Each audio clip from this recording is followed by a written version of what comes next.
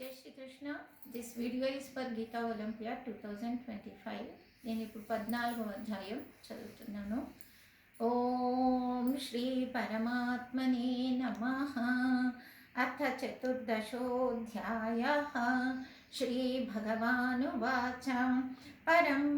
పరం భూయ ప్రవక్ష్యామి జ్ఞానానాం జ్ఞానముత్తమం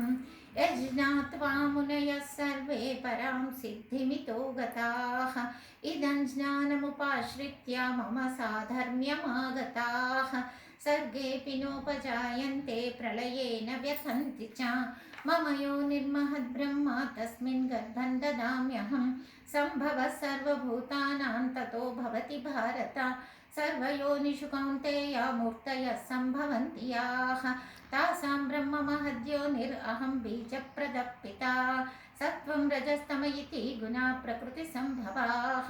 निबध्नन्ति महाबाहो देहे देहिनमव्ययं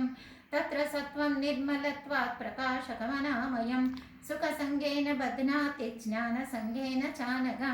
रजोरागात्मकं विद्धि तृष्णासङ्गसमुद्भवं तन्निबध्नाति कौन्तेय कर्मसङ्गेन देहिनं तमस्त्वज्ञानजं विद्धि मोहनं देहिनां प्रमादालस्य निद्राभिस्तन्निबध्नाति भारत सत्त्वं सुखे सञ्जयति रसः कर्मणि भारत ज्ञानमावृत्य तु तमः प्रमादे सञ्जयत्युतः रजस्तमश्चाभिभूय सत्त्वं भवति भारत रजः सत्त्वं तमश्चैव तमः सत्त्वं रजस्तथा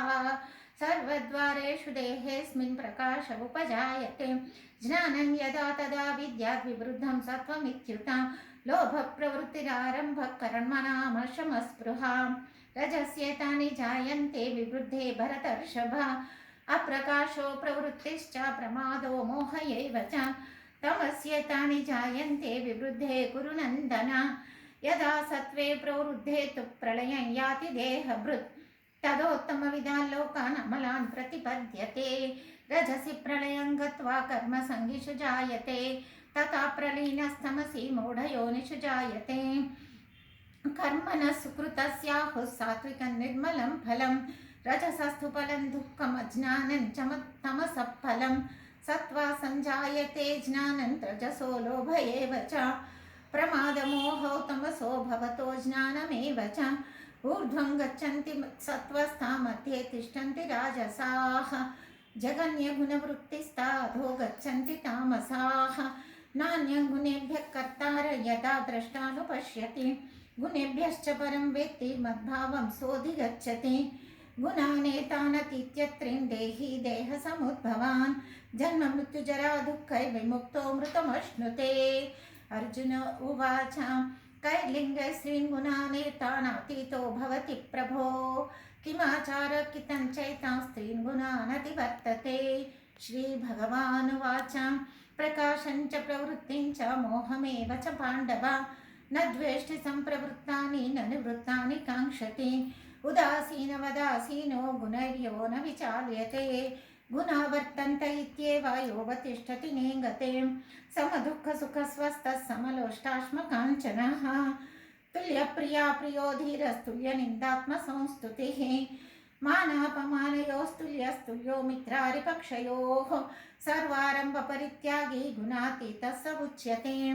माञ्चयो व्यभिचारेण भक्तियोगेन सेवते सगुणान् समतीत्यैतान् ब्रह्मभूयाय कल्पते ब्रह्मणो हि प्रतिष्ठाहममृतस्याव्ययस्य च शाश्वतस्य च धर्मस्य सुखस्यैकान्तिकस्य च ॐ तत्सदिति श्रीमद्भगवद्गीतासु उपनिषत्सु ब्रह्मविद्यायां योगशास्त्रे श्रीकृष्णार्जुनसंवादे गुणत्रयविभागयोगो नाम चतुर्दशोऽध्यायः।